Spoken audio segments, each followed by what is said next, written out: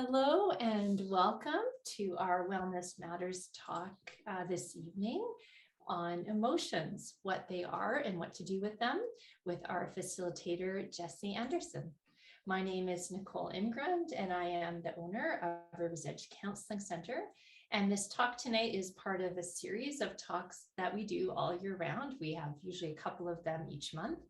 And we have a number of them coming up yet this winter and spring. So just to give you a bit of a taste of what we still have coming up, in February, we have a talk about supporting your child with a learning difference, connection through yoga, celebrating introverts, stress and resilience, a talk on values, exploration and meaning making, and also one on setting boundaries. So lots to choose from, as well as all of our previous talks. I think about 60 or 70 of them now listed on the blog on our website, and you are always welcome to join us. For our talk this evening, Jessie is our facilitator, and Jessie is a member of the Rivers Edge counseling team. Jessie is a wonderful therapist, and we're really fortunate to have him offering counseling to some of our youth, as well as adults and couples.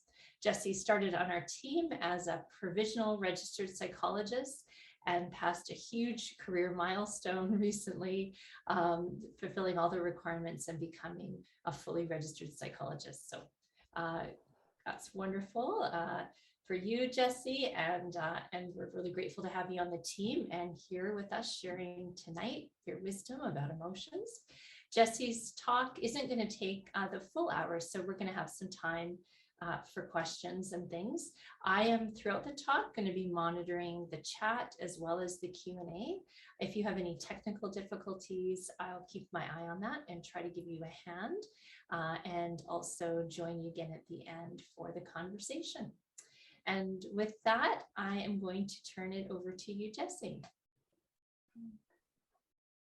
Okay, well, thank you very much. Yeah, I guess maybe to just start off with recognizing the theme of today being emotions and maybe being open in mind. This is really, really uncomfortable for me talking to the camera and for now just seeing myself back. So just kind of checking with that. Thank you very much for the welcome and definitely really appreciate being a part of the Rivers Edge team, especially during that provisional time and completing that, and now being fully registered and kind of taking that next step in my career. So I appreciate that. It's definitely an awesome place to be. So I'm going to jump in now and find the right button to share the presentation screen and make sure I have the right one.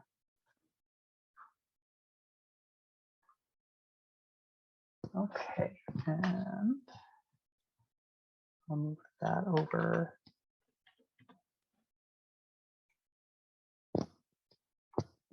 Oops. Bear with me for a second here.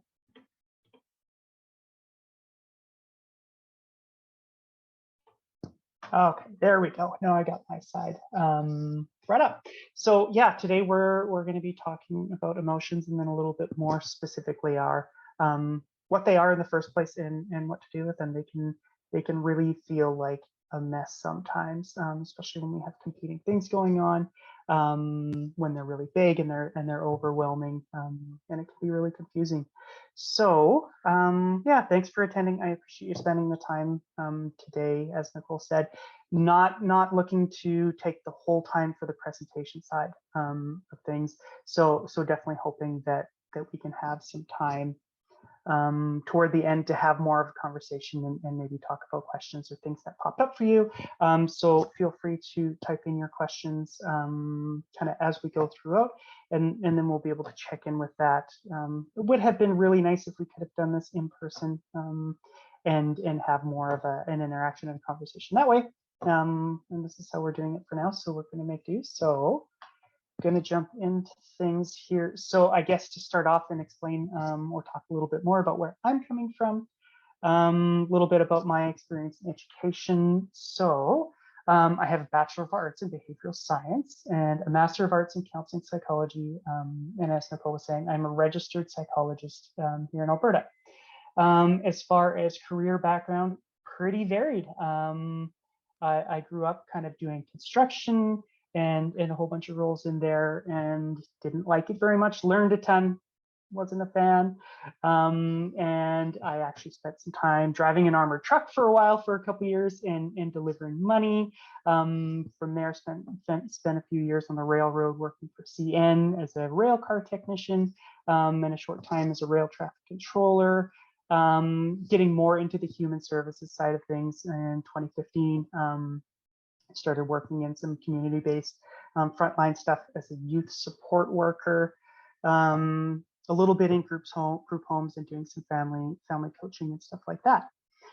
So after completing my master's at the beginning of 2018, then able to start getting into therapy roles. So began my therapy career in nonprofit community-based settings. Started at the Family Center, which is an amazing organization who offers really amazing services, both for therapy and other services in human services, and had an amazing time there. Started out doing some drop-in and short-term solution-focused therapy. Was able to do some longer-term stuff there on the collaborative service delivery team. So that's doing therapy and with people who are served by Child and Family Services. So really difficult and rewarding work, working with individuals and then consulting on their service teams as well. I was able at Family Center to do some therapy with kids and do some consulting in a junior high and high school, which was amazing opportunity and some pretty amazing relationships there. And then I have also facilitated a number of therapy groups, a healthy relationships group, as well as CBT group, also at another not-for-profit when I was working in primary care.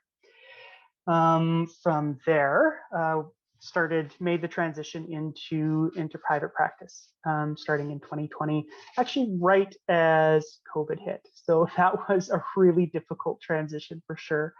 And now, as Nicole was saying, I'm doing therapy with teens, adults, individuals, as well as doing couples therapy. So that's a little bit more of my background there.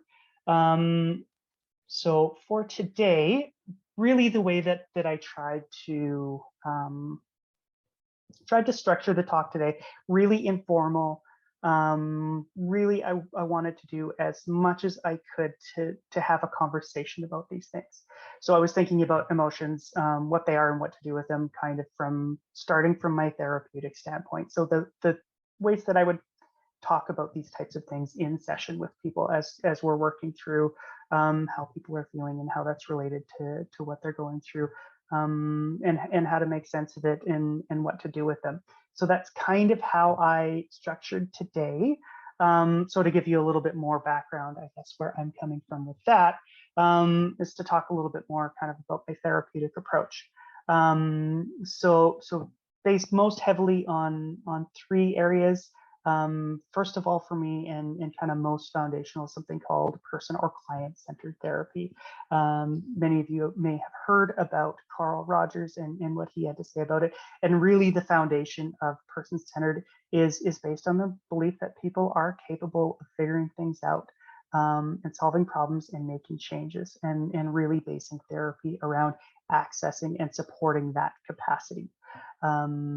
So Rogers said there's three really important parts of that he called core conditions that we all need in his view to be able to figure things out and sort through things and make changes and make progress. Unconditional positive regard is one of those core conditions. So that's that unconditional belief in ourselves and other people that ultimately we're good people. And we're not in therapy to sort through, am I a good or a bad person? It's, oh, we're good people trying our best. And if something is going wrong, the problem is not us. It's something is not working. So having that kind of fundamental belief. The second condition that Roger said was important was empathy. Is we actually have to care about each other, and especially care about ourselves and what we're going through, and that will play a big part in kind of talking about emotions today. Is that we have to care about ourselves and care about what we're going through, how it feels, the things that are going well and feel great, and then the parts of emotions that are really difficult and uncomfortable, and our own experience with that. Finally, Rogers would say that congruence is one of those core conditions. So what he means by that is that our actual values match up with what we say they are, and then ultimately kind of like how we're sorting through things and acting. So that's kind of that foundational part of my therapeutic approach. Those conditions, and then especially that belief in the capacity that we have to figure things out, and make changes and kind of go through that. So another part that to me is pretty fundamental is based on some existential, I guess, components.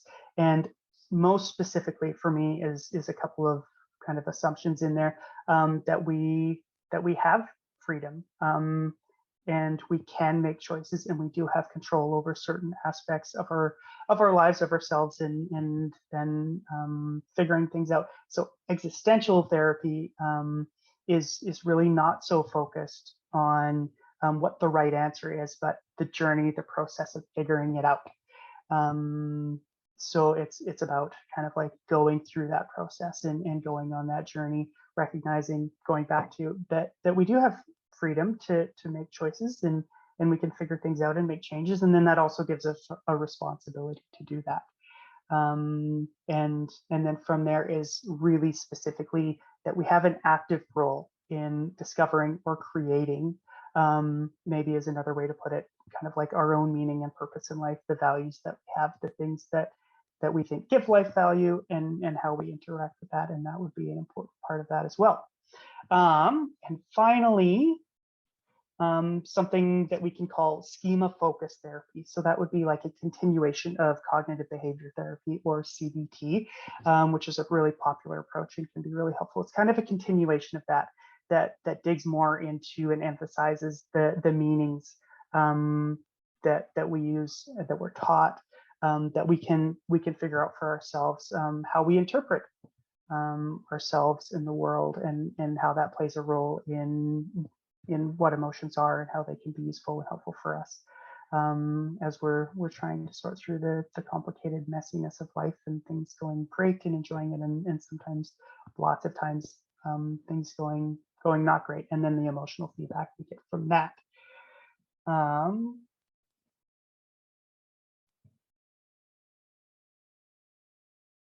Yeah, so continuing on with a little bit more of that kind of schema-focused approaches is a little bit more of a specific way to pay attention to our own experiences.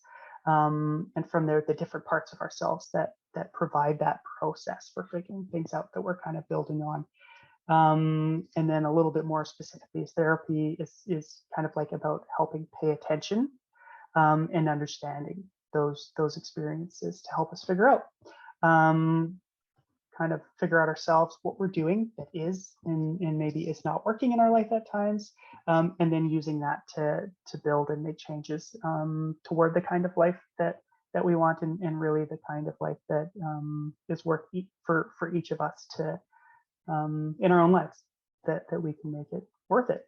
So all of that kind of coming together, my kind of main goals for therapy that I'm looking for in general, is around awareness and understanding. Awareness of, okay, now how do I listen and hear what my experiences are telling me about how things are going and my place in it, and all of that kind of stuff. That to me is the most important part, that paying attention engages that figuring out process, that we're going to talk a little bit more about. And then more specifically, okay, what role do emotions play in that process? So that first part of it is like, how do I listen? How do I hear and pay attention to what's going on for me and the feedback that I'm getting? And then from there is building that understanding. It's like, okay, I'm listening, And now from here, how do I know what this stuff means? How do I know what this is telling me? Which we're going to get into, and then specifically talk more about emotions there. Okay, so I had kind of touched on already that I'm really hoping that we can use this talk to have as much of a conversation as possible, which means I'm not going to go super in depth. My original thought about what I would do with this talk was way too ambitious. And it was like, well, this stuff is way more complicated, and it's not going to fit in, and it's not going to be a conversation. And I didn't want to just kind of like go through and ramble on or drone on at people. So I'm going to try my very best to kind of like set that foundation to start off with having a conversation. And then hopefully we have questions and we can have more of a conversation. And if not, if there's not a lot there, that's okay. We'll go through today. Yeah, and really my goal there then is not necessarily to tell you what's what, to be Mr. Expert and say, this is the way it is and that's it, is really to kind of get you thinking. If I can get you thinking about emotions and what's going on, and then maybe a little bit more specifically your own experiences and emotions, then to me, it'll be a successful talk. So I have it set up really informally. I'm not even quite sure exactly how long the first part is going to take. I'm going to try to keep an eye on it. And if it's going much past a half an hour, then that's a pretty good indication of me that I'm going too long, which I'm thinking maybe I'm spending a little bit too long with this first part. So yeah, that again, going back to, okay, what are the goals here? If you're thinking about it, that awareness. So getting to a place where we're having that conversation around how to recognize emotions and that part of our experiences, and kind of being like, oh, okay, I'm having a feeling here. Okay, that's great. We're paying attention to it. That's kicking in the natural part of that process. And then the understanding side of it is like, okay, I recognize I'm having an emotion, what it is. Now, what's this telling me? What's this telling me about what's happening in my life, how it relates to me, the things that I care about, what's working and not working, and that kind of thing. So I would like to really quickly kind of give a disclaimer. Please don't take me as an authority on these kinds of things. It's not necessarily correct because of what I'm saying. To me, and it was a pretty scary thing to do, to like not go through and cite research and do all that, to just start the conversation, to be kind of like open and vulnerable and honest about where I'm at with it, and take that risk. So there's a lot of people out there. There's a lot of different ways to kind of understand it. It's really complicated. Ultimately, we don't know exactly how this stuff is working. I'm looking at it from more of an experiential side of it, so not really getting into the biological mechanisms and that kind of stuff. And again, the goal is to kind of have that conversation and get you thinking, and paying attention to it, and then building from there. So that's kind of my goal for today. And yeah, absolutely throughout, if you have questions, if something doesn't quite make sense, or maybe I'm not explaining it great, or in a way that's sticking, please put the questions in throughout, and then we'll check in with them, and we'll do our best. And hopefully we have a fair amount of time at the end. I'm realizing, okay, I gotta get going here. Okay, so where are we going with this? I'm probably gonna jump through this because we're building toward it. So kind of where I want to end up with the end of my part of it and the beginning of the conversation is recognizing that emotions are an absolutely essential part of being a person. They can be a really painful and difficult part, and they're so important. They tell us really important things about ourselves and what's going on for us specifically. Yeah, so your emotions are a crucial part of being you. Again, I'm going to try to frame this and use my own, myself as an example throughout, because despite what I've been taught in a lot of different ways from a lot of places, I do have, I have emotions, and that's okay. So I want to be open and vulnerable with that. And something that we're going to talk about kind of throughout is my own anxiety about presenting.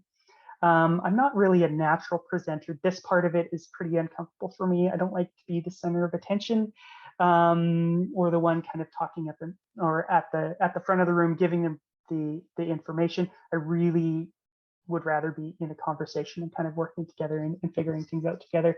So I had a lot of anxiety about kind of putting the presentation together. What am I going to talk about? What's okay? Is it going to go well? So that's kind of the example I'm going to use throughout. And yeah, still feeling that anxiety now, the weirdness of presenting to a camera and not getting to see anybody and not getting any of that feedback, and that kind of thing. So another part of them being essential is that they happen to us. We don't choose or control our emotions. And I'm pretty adamant about that in my approach. Lots of times we're told things like, well, control your anger, that kind of stuff. I don't think it works that way. It's the product of things going on that really give us that feedback about ourselves and what's going on. And they tell us something important. If we didn't care about that thing, even if we're not aware that we care about it, we wouldn't have the emotion. So right away for me, when I'm talking about emotions or paying attention to my own, it's like, okay, something important to me is going on here. And more specifically, it's my emotion. It's important to me. Might not be important to anybody else. It's my thing. It's important to me. Our emotions give us clues, like I kind of touched on, about what that important thing is and what's happening to it. So depending on the emotion that we're having, that will give us a clue. Okay, well, what maybe is happening, or what do I think is happening? And really quickly touching in my anxiety around the presentation. Well, it could go wrong. It could be not a great presentation. I couldn't be happy with it. That could happen. It's like, okay, well, I don't want that to happen. I care about this. And then finally, they motivate us to do something. Emotions, those uncomfortable ones, are supposed to be uncomfortable. A big part of it is motivating us to do something about what's happening, and we can get tripped up and try to get rid of the emotion instead of saying, okay, well, what's going on here? What am I worried about? What do I do about it? So yeah, they help us meet our needs and pursue the things they care about. And we have multiple emotions about multiple things, and sometimes they contradict each other. And then that part of the process about like balancing that stuff out. Okay, so I'm going to kind of keep going along. So what is an emotion? I kind of touched on this already. I'm going to zip through this one. Is that we are, I guess, a complex system from the psychological standpoint, composed of parts. There's the physiological, behavioral stuff going on, stuff that our body does that we can see happening. There's that cognitive or thinking part that tries to make sense of things. It interprets stuff. It puts structure on stuff and tries to make meaning out of things. And then there's that affective or emotional part. So recognizing that each of those parts have different jobs. There's been a lot of discussion in psychology about what order do they happen in, and we're not going to get into that today. Really, for me, important to recognize that they're interdependent and bidirectional. That means each affects the other, and we can use that when we're trying to figure out what's going on. Is we can pay attention to our bodies. In fact, that's a huge clue, especially when we don't know how we're feeling, is paying attention to our bodies. And saying, okay, what clues is this giving me about how I might be feeling? We can pay attention to our thoughts and say, what types of things am I thinking, and use that to kind of put that puzzle together. And then it works the other way too. We can pay attention to what we're feeling, and often that reveals the types of things that we're thinking as well and how we're interpreting things. So each part has a specific job. And really specifically here, especially for kind of like my therapeutic approach, is paying attention to the relationship between the different parts. How are they working together? Or very often when things aren't working for us, those different parts are not working together, especially that thinking and the feeling part. They're not working together. They're not getting along. They're maybe even arguing and really treating each other in some nasty ways that we learn along the way. So it's about kind of like recognizing and building that healthy relationship. And we can think about like our relationship with our own emotions and how we're treating ourselves that way. Okay. I'm hoping it's showing up. It's showing up all wonky on my screen, but that's okay. So this is just this is a way of kind of representing the interaction and interdependence of these different parts that I really like. It's something called polyvagal theory, and you can see that line up and identifies the emotions, identifies some really important thoughts. Jesse, Yes. it's kind of wonky for us too. I wonder if you went back and forth or refreshed. It's just hard to see a little bit of it, eh? Yeah. There you go. Thank you very much. Okay, so I'm glad that worked. So yeah, we're not going to spend a lot of time. I really like, because it kind of gets all in one place, this really complicated process of noticing the emotions, noticing kind of how they escalate and how it changes, especially how it gets closer to that thinking part of I can deal with this and I can't deal with this. We're not going to get too much into that. If you have questions about it, definitely happy to talk about it more later. And I just really like, and then you can see on the right hand side of the screen there, if it's showing up okay, a lot of the body processes involved, especially since we're looking at the fight or flight system, that sympathetic nervous system kicking in, getting us ready to run away, get the heck out of there, or maybe fight if the motivation there is to fight and protect ourselves that way. So from there, I guess a little bit more specifically to identify what I mean by emotions. As I was getting ready, we can mean so many different things, and people think, I mean, and interpret it so many different ways.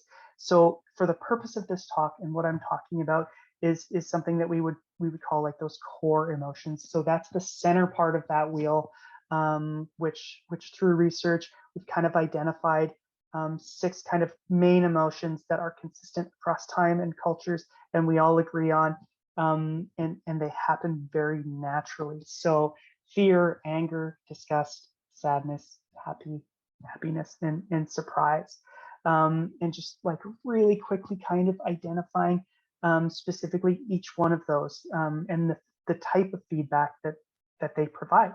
So looking at fear and anger as the danger emotions.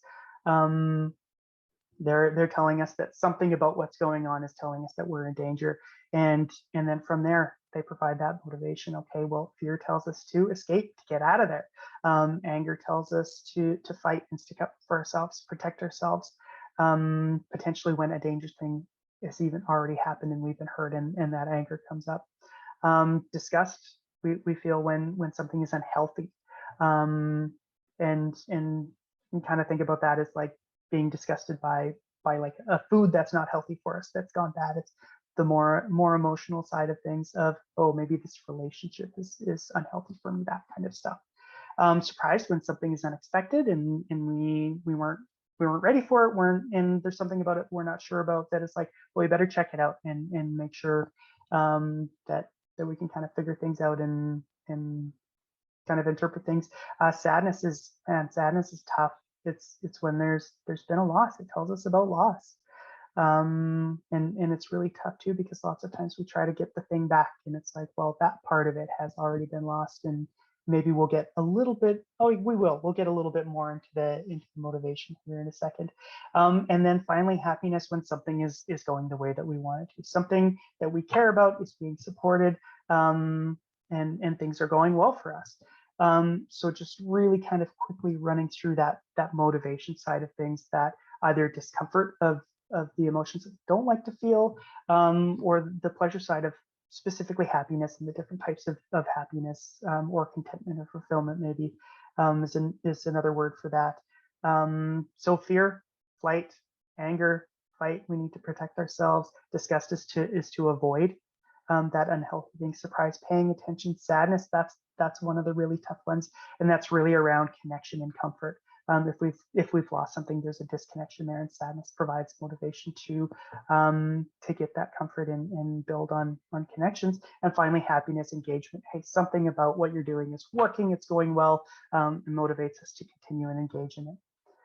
And then just digging a little bit more into that, and I'm kind of paying attention to time here too, so sorry if I'm rushing through a little bit, is when we dig kind of deeper is really related to needs that we all have, those basic fundamental needs, fear and anger around safety, disgust around health, and motivating us to avoid that thing that's unhealthy, surprise, understanding about what's going on, and the importance of being able to predict what's happening, and be able to make healthy choices then from there. Sadness, like I was saying, that caring and connection, and even meaning, and happiness is, I guess, is probably the flip side of that caring about stuff, connection and meaning, and in this case is it's going well.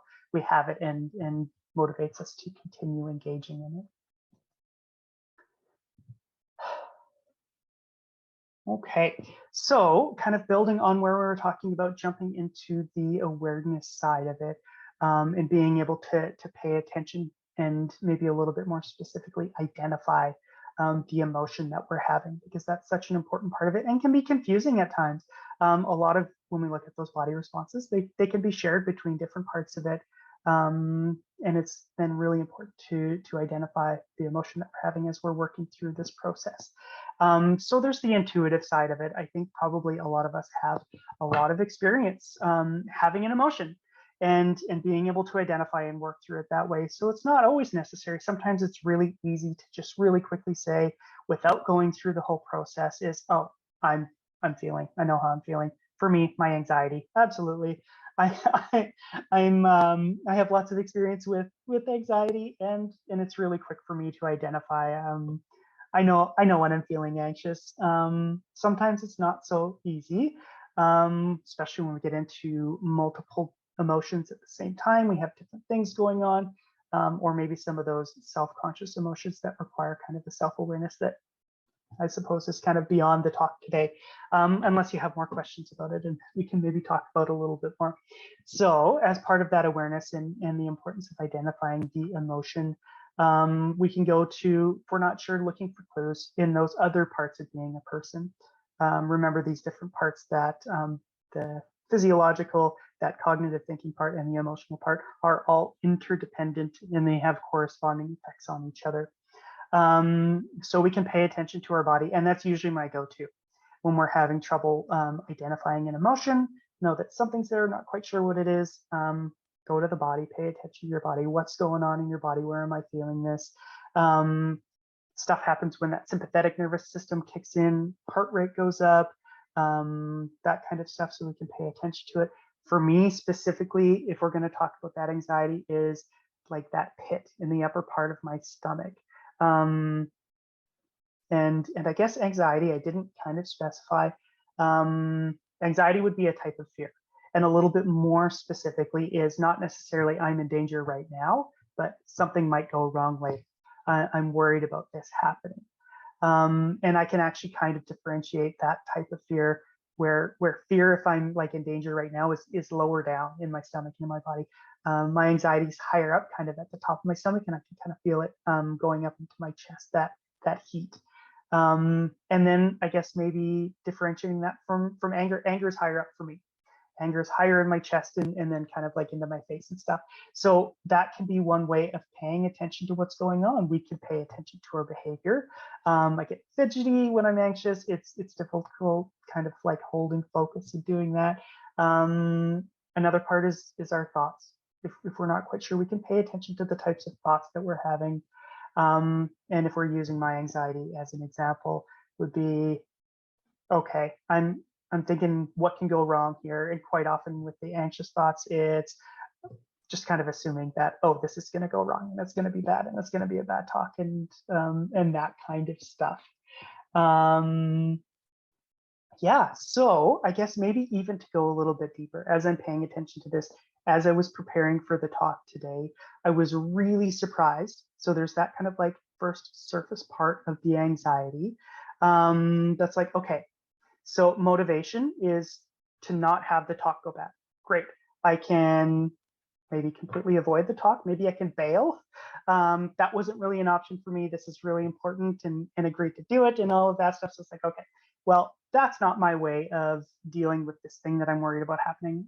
Okay, I'll prepare for it.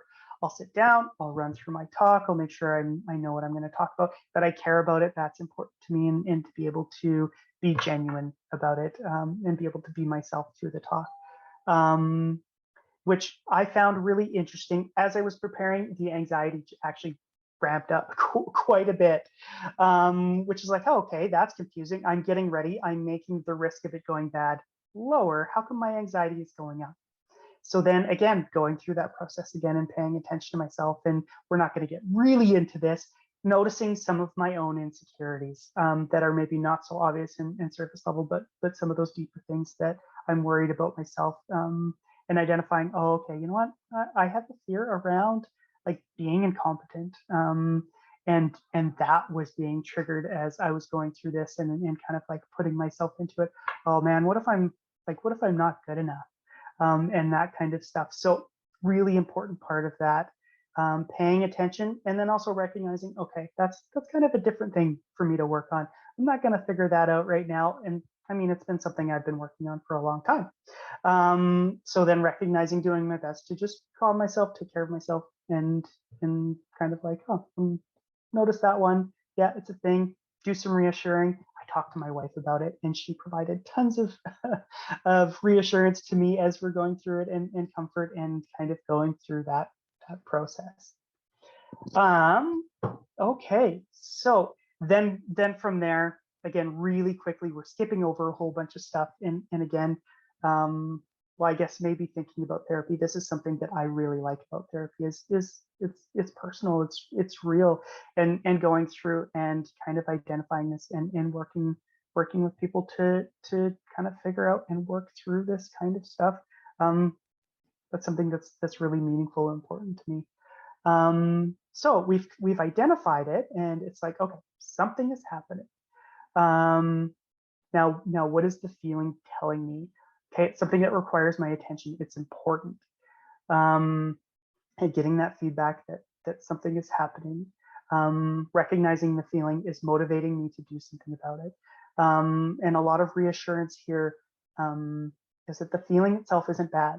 In fact, the feeling is doing its best to do its job, sometimes by being really unpleasant to help me figure out what's going on, and figure out what I care about. Sometimes that's not always so obvious. We pay attention to our feelings to figure that out, and working through that side of the process, and kind of understanding things, and especially understanding ourselves. Okay, so I think we mostly touched on this stuff. I'm going to run through it kind of really quickly, because maybe there's some parts in there that I missed, and maybe a little bit more in a general way, kind of touching on specifically kind of my anxiety, and running through each of those processes. Is my anxiety about doing the talk, recognizing, okay, anxiety is a type of fear. Not that I'm in danger right now. Something might go wrong in the future, being triggered by thinking, paying attention to the upcoming talk, as well as preparing on it. Okay, that gives me some more clues. Something might go wrong with the talk, something that I care about. I'm worried about something here, that I don't want to happen. Maybe it'll happen. Yeah, so we kind of, I think we touched on each of those. We don't need to go through it again. Just looking here to see if I missed anything. No, I think I ran through all of that stuff actually a little bit earlier when I was talking about it. And maybe just the point right at the very end of this is, I don't like feeling anxious. It's very uncomfortable. And fear, being that flight emotion, naturally compels me to avoid the thing. And then recognizing, oh, there's other consequences and other things that I care about. And in this case, very clear to me that avoiding doing the talk actually would be worse than working through and tolerating the anxiety. And ultimately recognizing as much of that, I know that it could still go bad. There could be some kind of technical glitch, something like that. I could be talking longer than I want to, which I am. And saying, okay, you know what, it's going to be worth it because of this other stuff that I care about, and working toward that provides some of that other motivation as I'm balancing out here, how to take good care of myself. Okay. I think we covered all of this stuff. Yeah, I have some duplicate notes here for myself, and I think I touched on it enough. Oh, finally, I think one of the upcoming talks, it might even be the next one, is around self-compassion, and just wanted to really, even though that's not the focus of the talk, mention the importance of self-compassion as we're dealing with this stuff and struggling with our own things and our own emotions, and maybe some difficult thoughts about ourselves as we're trying to sort through our own stuff, is an absolutely crucial role of self-compassion in this, and recognizing that this is how it works. It's part of being a person, and taking it easy on ourselves as we're trying to get through things.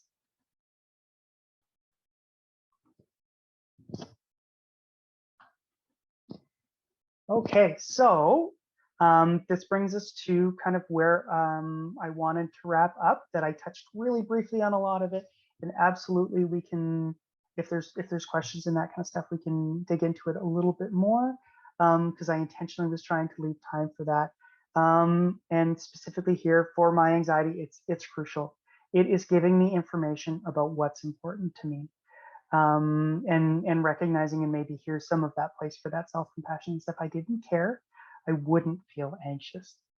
Again, it happens to us. I didn't choose to feel anxious. If I could, I would have chosen to not feel anxious, and it would have been a whole lot easier to prepare for the talk, to figure things out, to actually do the talk. And recognizing that it's something that's happening to me, this product of things that I care about, what could go wrong, how they could be in danger, and all that kind of stuff. And then that deeper stuff that we kind of touched on about, okay, well, now what does this mean about me and my place in the things that I care about, and maybe some of my own self-judgments or insecurities and stuff like that. It tells us that something important is going on. It is related to our needs. This one here is a need for safety, and in this case balanced out with a need for things to engage in things that I care about, and build that meaning and kind of that balance in there. Yeah, it gives us clues. It clued me into what was happening, how I'm interpreting it. And then when we get into that deep stuff, it's like, oh, if the talk goes bad, well, does that mean that this thing that I'm worried about being competent, is that true? And asking some of those really deep, tough questions that are difficult to pay attention to, and also absolutely crucial and important as we're sorting things out.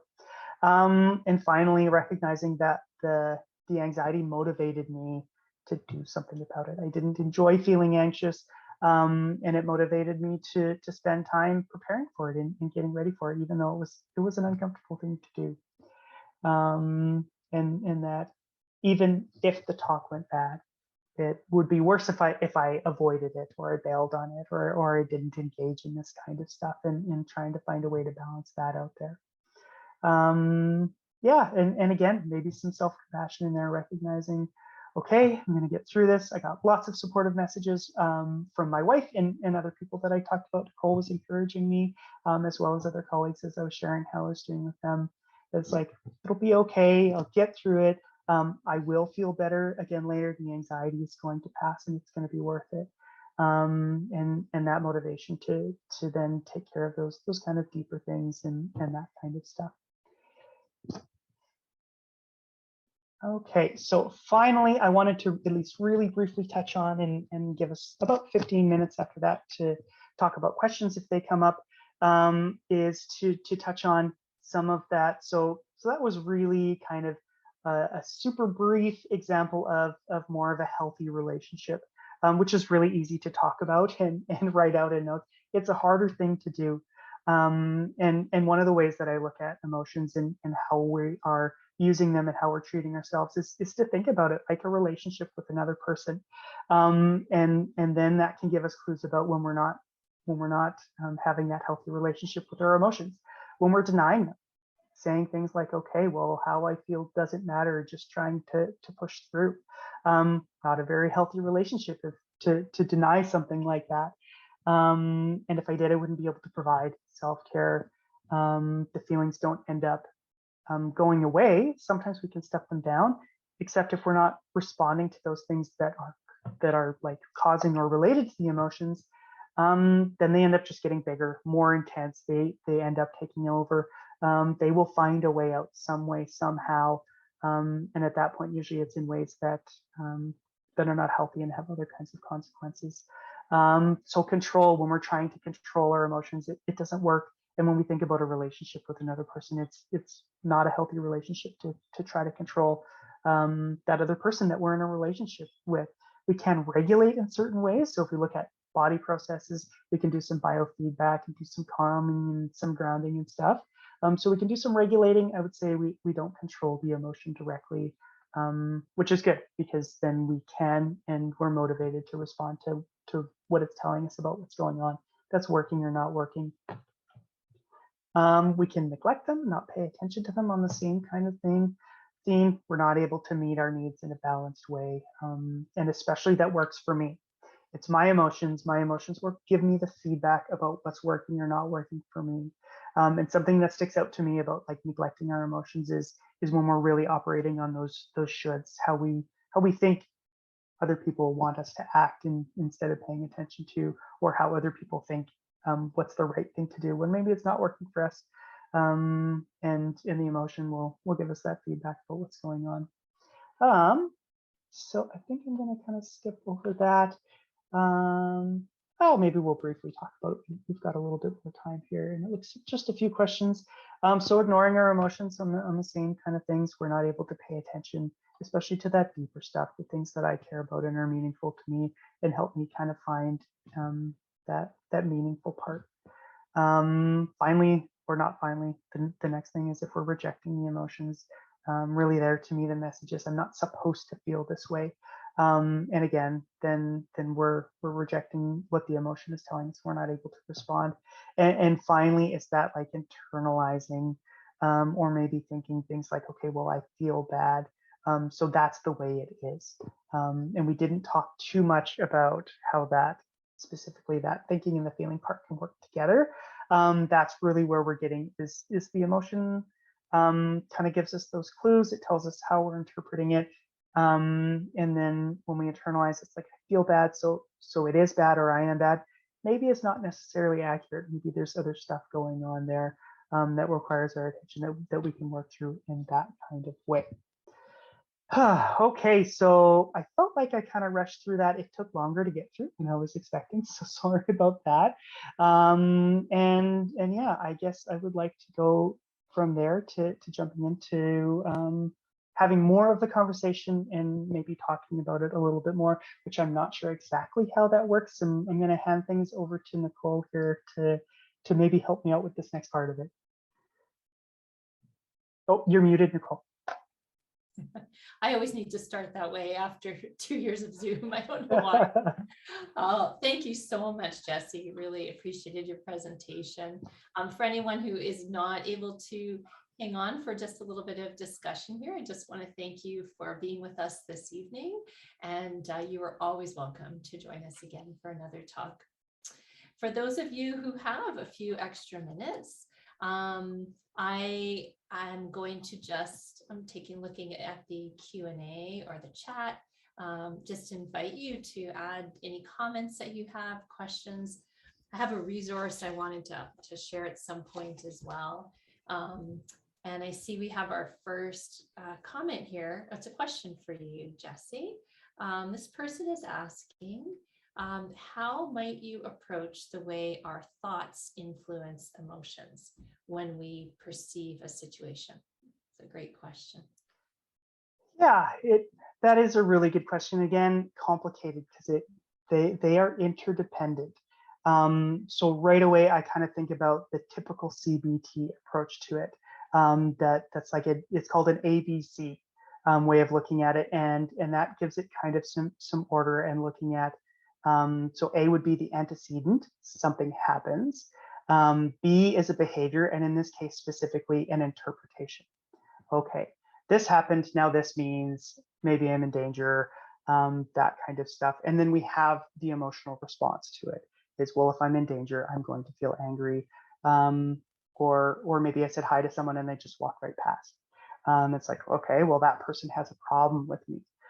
So looking at it, that side of things is kind of like gives us that feedback. Okay, well, what's going on here? And then from there, like assessing the accuracy of that thought. And this is a little bit of a criticism I actually have with kind of like really kind of strict CBT kind of stuff, is they talk about irrational thoughts. And that really bothers me. I think that's unfair to all of us, because those interpretations are based on a lot of, well, they're based on our previous experiences and what we've been through before. And then we can get into stuff like trauma and how that has an effect on it. So I don't like to think of thoughts as rational or irrational. To me, it makes a lot more sense to recognize, okay, our thoughts are interpretations and they may or may not be accurate. And it's important to assess that accuracy and hold those thoughts accountable, those interpretations accountable to okay, well, is this actually what's going on, and go through that process. And again, it's really complicated. And hopefully, if like the example of, well, someone walked right past, it would be nice if we have the kind of safe relationship where we can ask them, hey, you walked right past me, what's going on? Do you have a problem with me, and get that feedback. Sometimes we can't. And it's about kind of like going through that process. So here's where I like to say, if the thought is accurate, then the emotion, that specific emotion, is really useful. Oh, you know what? I am actually in danger. I better take care of this. So it's not about just changing the thought so that we can feel better. To me, that's kind of missing the point of the emotion and the feedback that we get about something important is happening. And then being able to have that kind of healthy relationship between the thinking and the emotion. How do they work together? The emotion is telling me maybe I'm in danger here. I better check it out. Is the thought accurate? If it is, okay, now what do I do with it? And have them work together so that the thought isn't overruling the emotion and just saying, okay, well, I don't like feeling this way, so I'm going to think that this other person doesn't have a problem with me. Maybe they do. In which case, it's like that balanced approach is, okay, well, how do they have a healthy relationship? And as I'm talking through that, it's like that process of listening first. I think it's important for the thought to listen to the emotion. Okay, something important is going on here. What is it? What's my intuition in this natural reaction telling me about what's going on? Okay. I feel like I'm in danger. I feel like this person doesn't like me. I wonder how true that is. And then kind of working through there. Yeah, the person does have a problem with me. Is that a relationship that's worth pursuing and putting that effort into? If it's some random person on the street, probably not.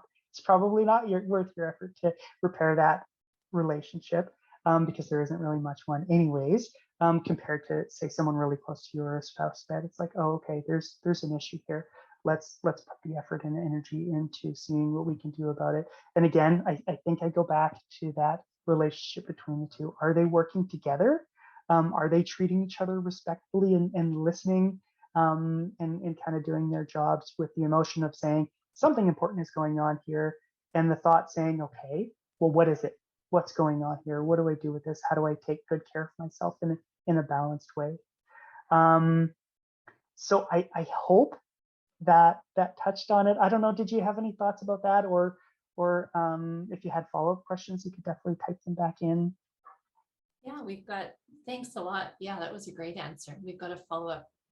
Well, another question. This is a really important question. Someone is wondering why you have a flames item when you are in oil country. I told you. Because you told me. I did tell you. So I actually asked Nicole, I was like, take a look at my background. I'm in my home office today. And I'm like, did I leave anything that like looks bad or isn't great that I gloss over? And I specifically said the flames tin, because if someone has a problem with that, person, I thought, no, mention that, but you called it. because if someone has a problem with it, then that's their problem. I like my Flames tin. Actually, growing up, my dad was a Flames fan. I grew up here, and he defected. He got season tickets for the Oilers for a whole bunch of years, and he became an Oilers fan. And I stayed true to the Flames. Yeah. And I think we can all kind of join together in our suffering, our long suffering of being Flames and Oilers fans.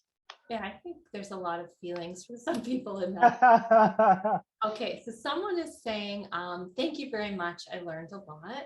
Making the link saying we are in a relationship with them really stood out for me.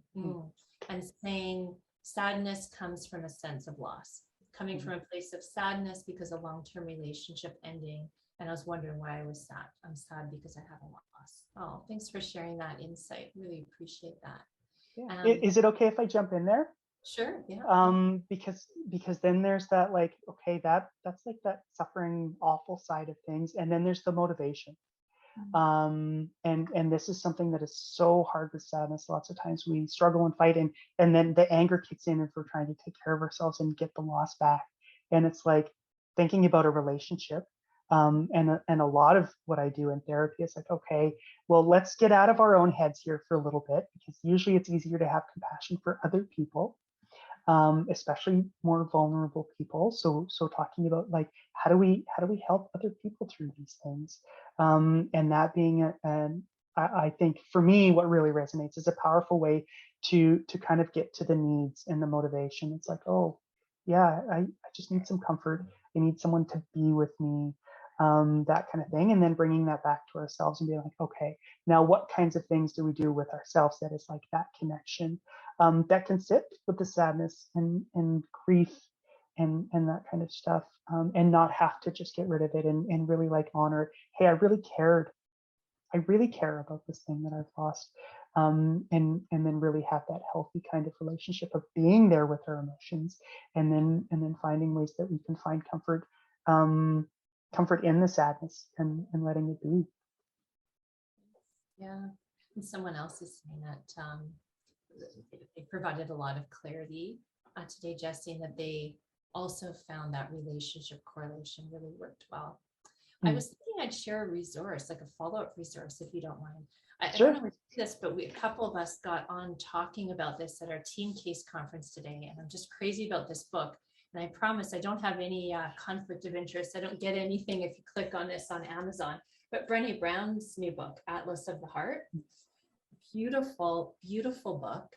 And mostly the book is she identifies 87 of the emotions that are most, crucially define who we are to be human. And then in her really delightful, straightforward, Mm-hmm. colorful way of explaining things, talks about each of those emotions. And we were just saying, as therapists, we were like, these are emotions we talk a lot about with people and have explored. And page after page, we're finding new insights and clarity. So it's one I really, really recommend. And she ends the book talking about kind of mapping out how our emotional life and the other skills that are really important for meaningful connection with other people. So I recommend that if someone wants to keep delving a little bit deeper into emotions as well. Just seeing here if we have any other questions or comments. A couple of people saying thank you for the presentation, Jesse. I really loved how you weaved your own experience of the talk today, and especially because it's an experience I think most of us can really resonate with, and really brought it alive. Someone is asking if I can show the book again. Yeah, it's Brené Brown, Atlas. How about that? Atlas of the Heart. Yeah.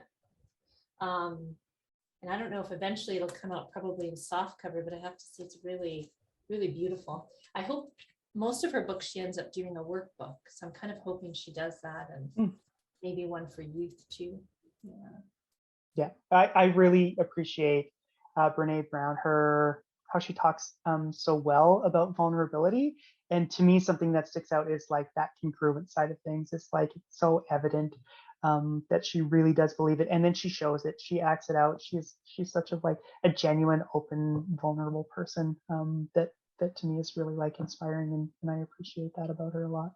Yeah, one of the therapists was saying they listened to her podcast, which I haven't. I don't know why. I really like her stuff, but she and her sisters talked for a few episodes about the book, and they said it's really funny because they're just have a really nice connection and good sense of humor. But yeah, that's a good resource. Okay. Oh, someone is saying they're working with me on sales here, that the hardcover is currently on sale on Amazon Prime. Well, I wish I didn't know that. I've bought like 5 copies now for my teenagers and other people I know. Will there be a recording to see this again? Absolutely. Thanks for for reminding me to mention that. We post all of the webinars on our blog. So it'll take me about a week or so, maybe a bit less, and I will definitely post the recording from today. And maybe your slides as well, if that's okay, Jesse? Yeah, that would be fine. What therapy approach, someone's asking, do you find has worked best for dealing with your thoughts and feelings when dealing with trauma? That's a really tough one. There's so many different ways to kind of approach it. So looking at trauma and the basic research around it is, unfortunately, the thing that is most effective, that's shared across specific trauma approaches, is some type of exposure. So then looking at that as being like that learned danger specific to cues that don't necessarily mean that we are in that danger again. Our brain brings us back there in an attempt to keep us safe. So it's really tough. There's a whole bunch of specific structured approaches. Looking at, I would say, some form of exposure, and then looking at how awful that is sometimes, and having that help with maybe some of that grounding, that comfort and reassurance about going through that process, and giving our brains the time and space to relearn the safety. To me, so I don't think I have a specific one there. EMDR is really popular. There's a whole bunch of other ones out there. And again, I think for me, going back to the foundations of it is paying attention. Okay, yeah, you know what? I feel like I'm in this horrible danger. And trauma, then we can relate back to specific instances. Sometimes one, sometimes a series of instances where we have been in danger. And then relearning that safety around those cues, and being able to tolerate them and take care of ourselves in healthy ways, which could include maybe those times when we notice, you know what, it's getting too much and we need to pull back from it a little bit. That long process. So I don't have a specific one there. To me, a lot of my trauma work kind of fits into the foundational stuff, and then we work together. Okay, what's working? Are we relearning that safety? A lot of self-compassion. Our brains learn danger really quickly. They learn safety quite slowly, which makes sense. It's keeping us safe, and it's important to be cautious about that. So looking at those processes, I don't have a specific one. I would go back to that paying attention and going through the process. And with trauma, it can be really helpful to have a structured approach and be able to go through with it. With someone who can help us with those care things as we're going through a really unpleasant and awful experience. That's a tough one. Mm-hmm. Yeah, I really agree with that answer too. And so much like, what we know about the different therapeutic approaches is they all have, their value, but it has to really fit for who you are as a person. So if you're wondering about approach, I'm just trying to think where this is on the website. There's a page about approaches with a little paragraph description. And sometimes you just read, some of them: cognitive behavioral, somatic experiencing, and they're all quite different, but all deal with feelings, in some way. And just kind of trust your gut in terms of that just makes sense to me. I could imagine approaching it from that way, and that will probably make it a good approach for you too. And someone else is saying, thank you again. I have some deep thinking to do to accept my sadness and that it's okay to feel sad. That they grew up bottling emotions. Yeah, we all learn so much about emotions, and there's some unlearning to do. Yes. This person is saying that they are a 32-year-old male adult with high functioning autism. Trying to understand feelings has been a struggle. Now I need to learn to love myself and be okay being alone. You've given me some new tools to work with to better understand how to figure out what I'm feeling and why I'm feeling it. Oh, thank you so much for sharing that. Yeah, I saw you take a deep breath, Jessie. What a way to spend time together with that experience being shared. Yeah, absolutely. And thank you very much for being vulnerable about that and pointing that out. And just personally, that means a lot to me. I appreciate that. Thank you. Wish you very well on your journey. Thanks for sharing that. Good. Thanks to people saying thanks and saying that they'll join us again, which is wonderful. We used to before the pandemic did these talks in person. Of course, there's some things we miss about that, but we never got to connect with so many people, and it has been such a delight to have this ongoing connection, especially through this time, and learn together and grow. So thank you. I see some familiar names. Thanks for being with us again, and all of you for spending some time this evening. Thanks again, Jessie, for sharing your experience and wisdom with us. And I promise to get this up on the website soon. If you have any follow-up questions, you can send an email just to our general info@riversedgecounseling.com, and we can always forward them to Jessie as well. And Happy New Year and be well, everybody. Take care. Thank you, everyone. I really appreciate it. Thanks a lot.